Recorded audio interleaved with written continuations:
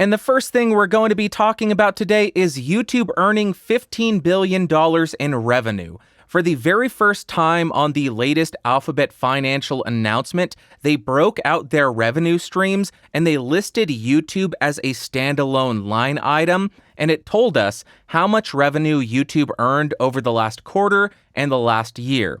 And to be clear, the revenue listed in this line item is only from YouTube advertising. It does not include memberships or YouTube Premium or any other income sources from YouTube. It is only for their actual advertising on the platform. And in case you're unfamiliar with what revenue is, revenue tells us how much money YouTube has actually had come into the company because they operate.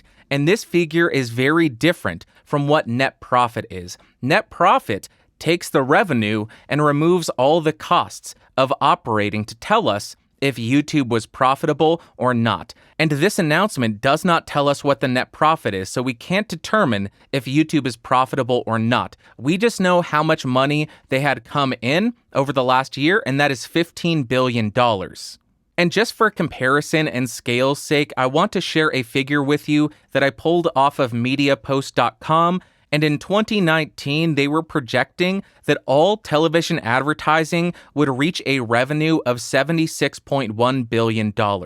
So that's pretty impressive to me because within 15 years, YouTube has had the ability to grow their market share to equal 20% of all television advertising. That's really an impressive feat.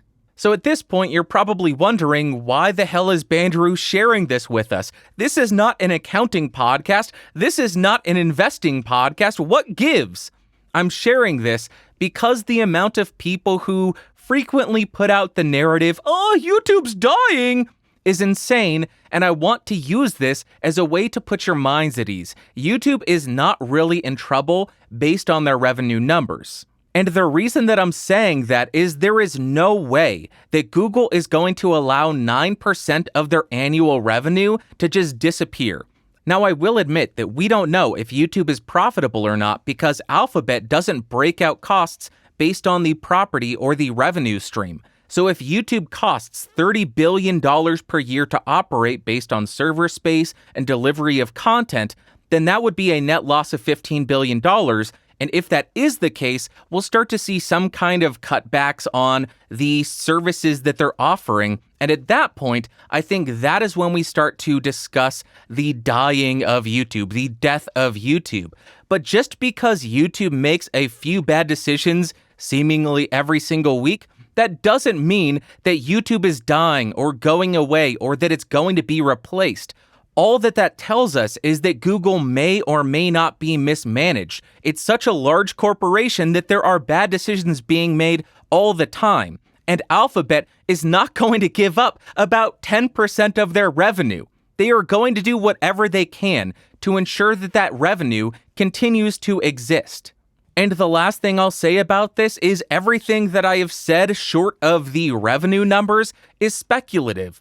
But guess what else is speculative? Everybody making videos and pushing the narrative, YouTube's dying, it's the worst platform ever, it's gonna be replaced tomorrow.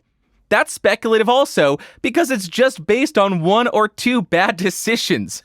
Mine is at least backed up by revenue numbers, not just guessing what's going to happen. So that's my take on it. I wanted to use the actual publication of the revenue numbers to put your minds at ease and let you know I highly doubt YouTube is going to disappear because $15 billion or 10% of a company's revenue is worth a lot to them. I will go ahead and link the Google earnings data as well as the Media Post article if you want to read a little bit more in the show notes down below.